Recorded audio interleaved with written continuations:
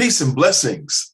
This is Heath L. coming to you from the Griot's Corner, about to give you a film review. I would call this a classic film review. There is question as to whether or not I will call it a Black classic film review, and I will get to why I and maybe a few others would not necessarily consider this to be a Black classic film review. Although it could be argued that it is a Black classic film review, but I will explain that very soon. The film 2011 release entitled The Help, directed by Tate Taylor, produced by Chris Columbus, Michael Bonathan, and Brunson Green. It was based on the 2009 book released by Catherine Stockett entitled The Help. And there have been some controversy over the film itself being a piece that could be considered a historical reference, because it was only, according to many, told from the vantage point of the character portrayed by Emma Stone, who played Eugenia Skeeter Felon in the film. It was really her story. And so it really, for many to say that it's really talking about or deals with a historical Black story. There are many who do take issues with that, particularly the great Viola Davis, of course, who portrayed Aibileen Clark in the film. She came out and had some opinions about The Help. She enjoyed the relationships that she had with the actors and actresses who she played in the film with. They have established their own, fellowship and communion. But in terms of the film itself, she had some concerns with that. And I just wanted to read some quotes from Viola Davis, and I will be quoting her based on her thoughts about her portrayal in the movie The Help. She says, and I quote, "There's no one who's not entertained by The Help, but there's a part of me that feels like I betrayed myself and my people because I was in a movie that wasn't ready to tell the whole truth." She goes on to say, not a lot of narratives are also invested in our humanity. They're invested in the idea of what it means to be Black, but it's catering to the white audience. The white audience at the most can sit and get an academic lesson into how we are. Then they leave the movie theater and they talk about what it meant. They're not moved by who we were. And this is interesting because, again, and I'll give you my own personal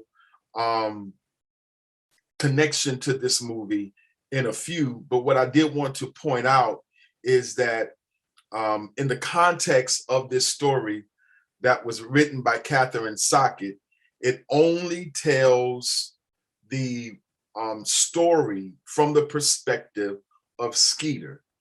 The character Aibileen Clark, Minnie Jackson, that was portrayed beautifully by Octavia Spencer, and the other Black actresses who portrayed Black domestic workers, their story is only mentioned in the context or in the confines of the book that Skeeter ultimately writes in the setting of the movie entitled The Help.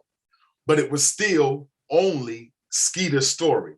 It did not capture the real story of Minnie nor of Aibileen. And so that I think that needs to be one of the things I think that many people have had somewhat of an issue with, including Viola Davis, because she feels like you only get part of the story. You don't get the full story of Aibileen, of Minnie, and of the other Black domestic workers that was characterized in this movie.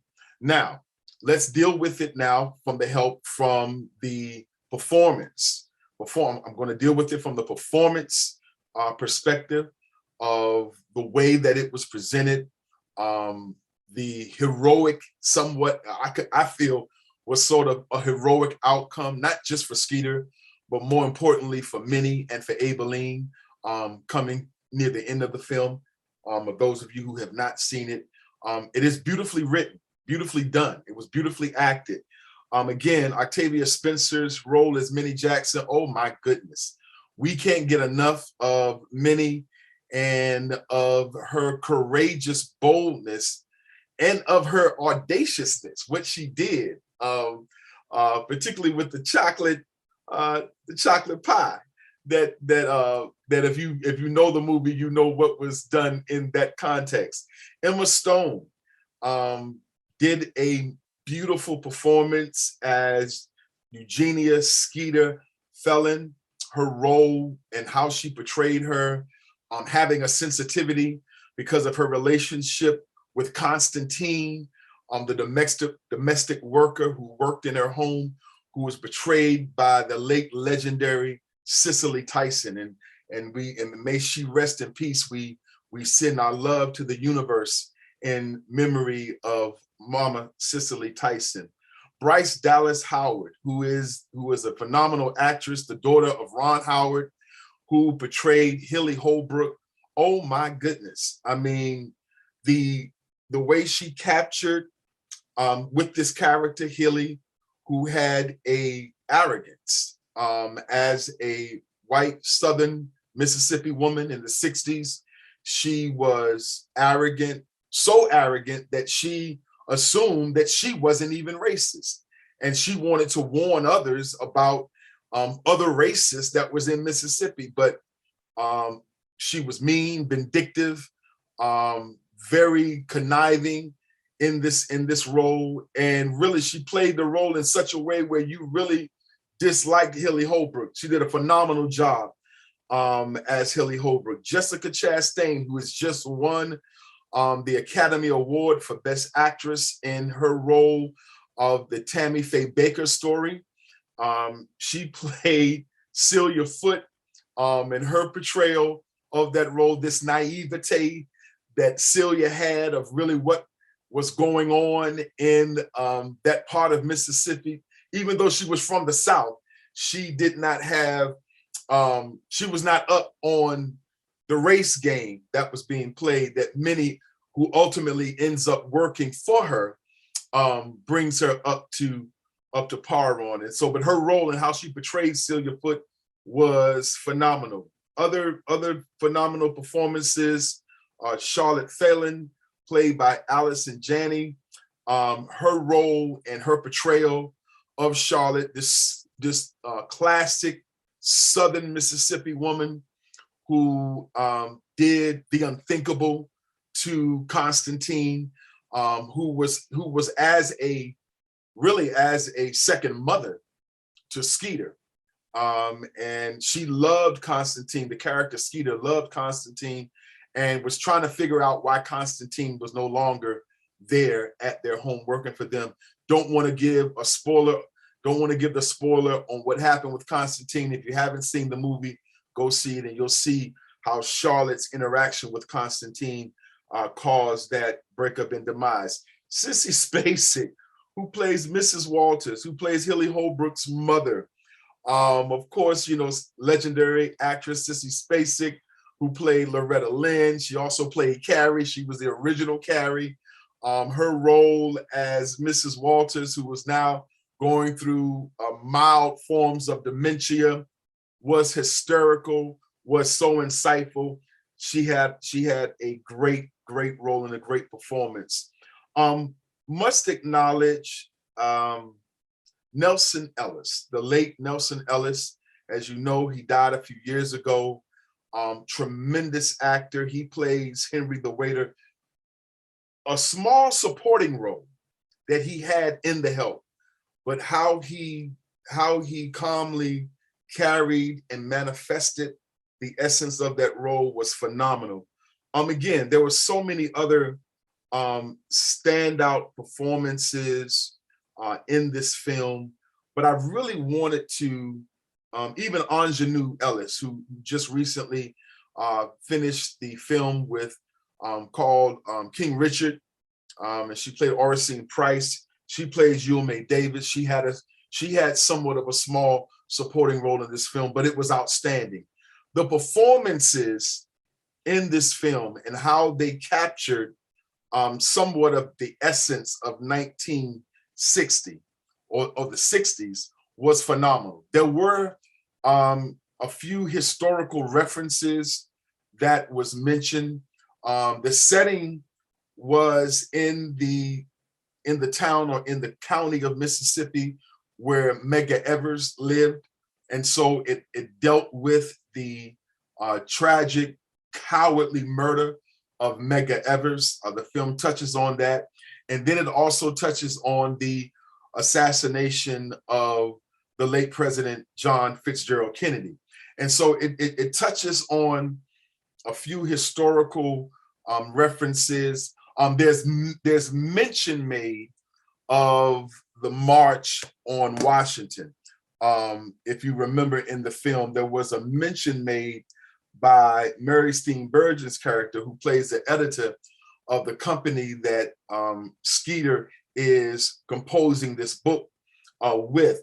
She plays Elaine Stein. She's the editor of this company in New York that Skeeter has this, I guess you could say, preliminary deal to put out this book. But that's mentioned. The March on Washington is mentioned.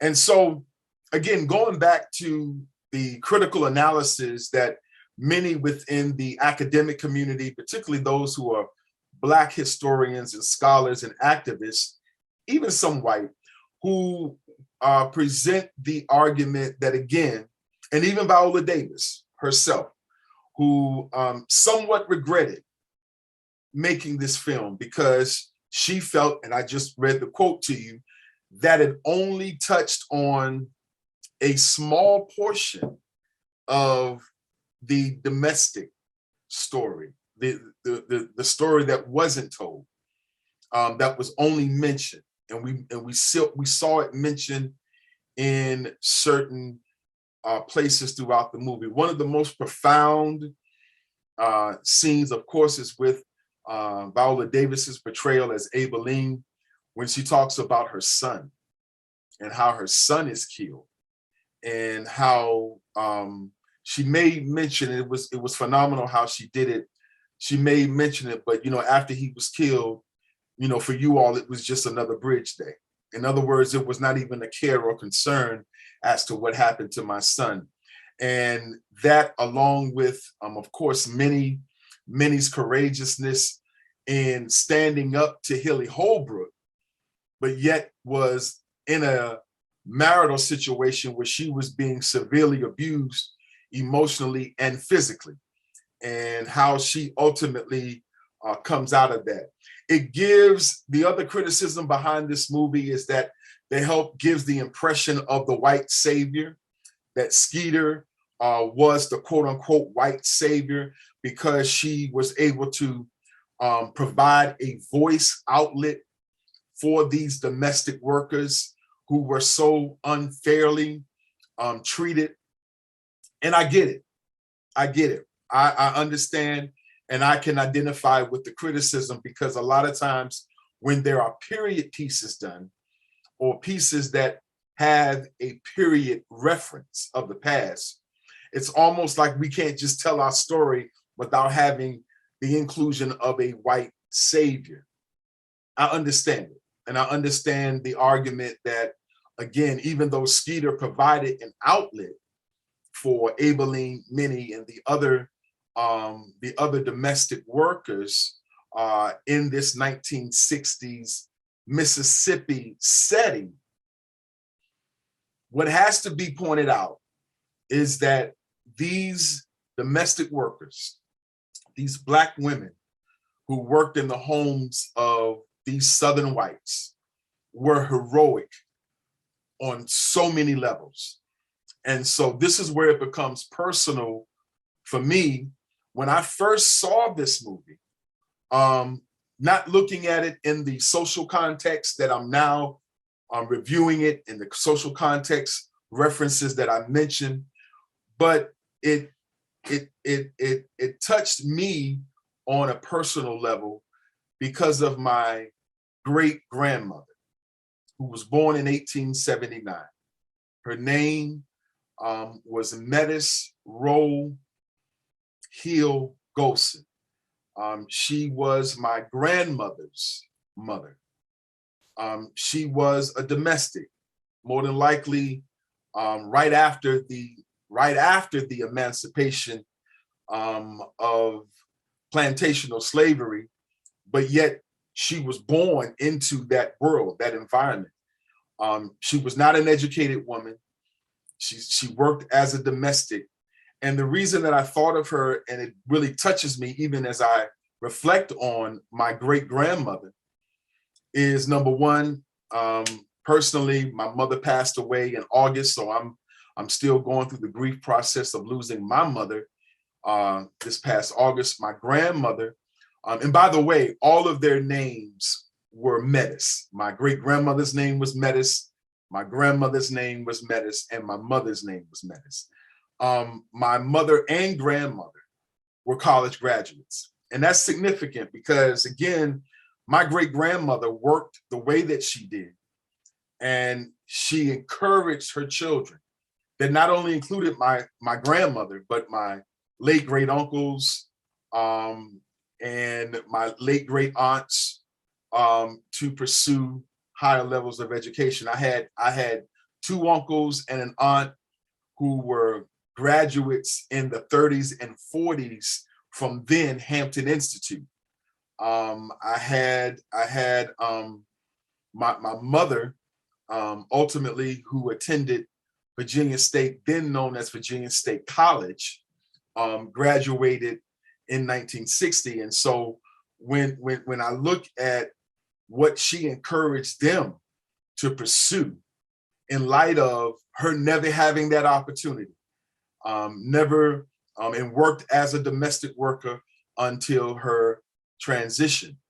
It is profound. And so every time I look at the help, every time I view the help, I view it in the context of my own personal story. And so again, my late great grandmother, born in 1879, so she was in fact a domestic worker in the late 1800s and very early 1900s. So she really got a full dose of, I guess you could say, white privilege.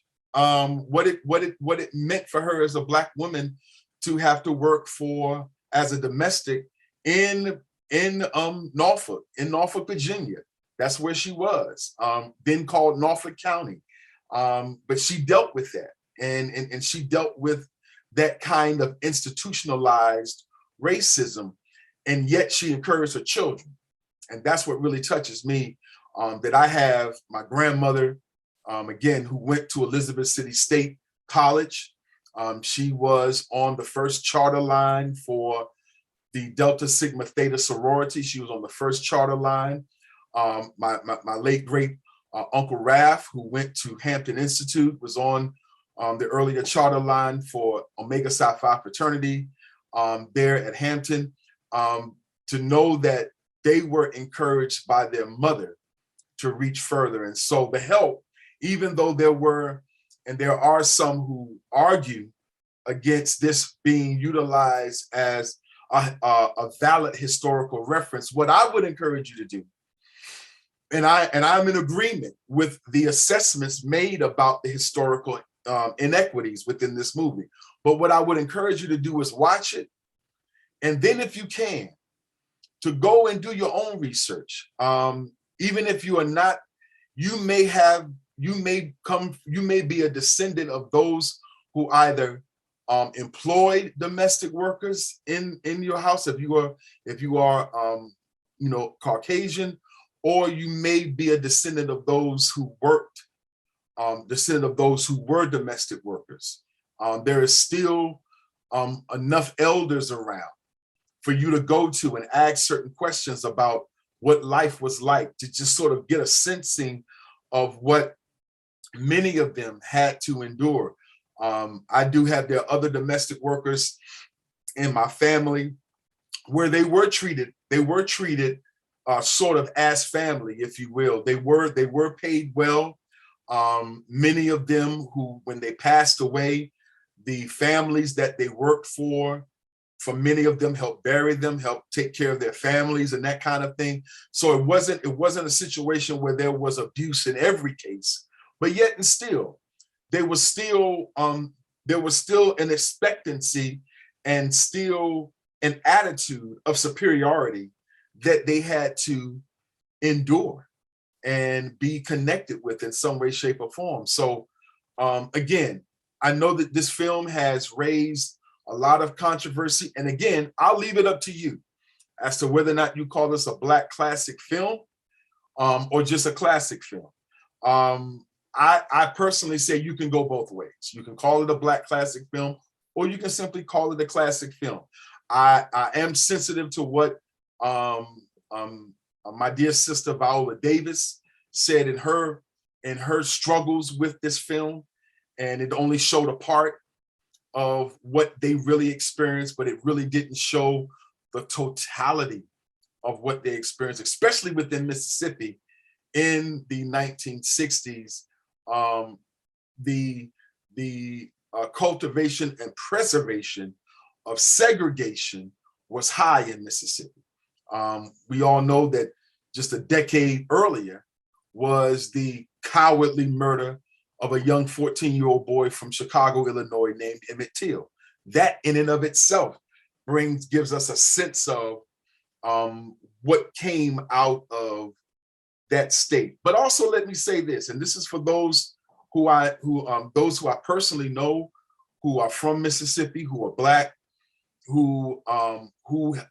many of them who still live in Mississippi, and they say there's so much more than just the brutality of the racism that took place in Mississippi. Yes, it did take place in Mississippi, and yes, it's known for some of the most inhumane and historic abuses against Black people throughout the South. But bear in mind, there was abuses in Georgia, there was abuses in Louisiana, South Carolina, North Carolina, and Virginia, where my people are from.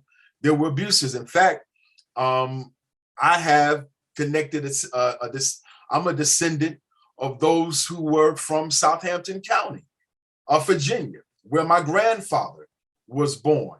I had a great uncle who owned one of the properties that in the floorboard, in the wooden floorboard, my Uncle David, in the floorboard, there was still remnants from blood that had been spilled from the Nat Turner insurrection. So, you know, I have that connection as well. So again, I only mention that to mention that racism was an extension throughout the United States, and we are still encumbered by the impact and the brutality of racism. And so it doesn't change. It hasn't changed.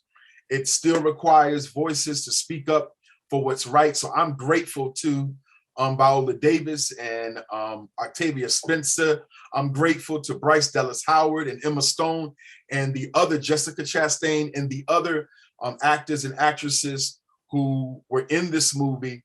And I'm grateful that they do have a camaraderie, and I understand and I agree that this story was told from the perspective of Skeeter. It's Skeeter's story. It's not Minnie's story. It's not Abeeline's story. It's Skeeter's story.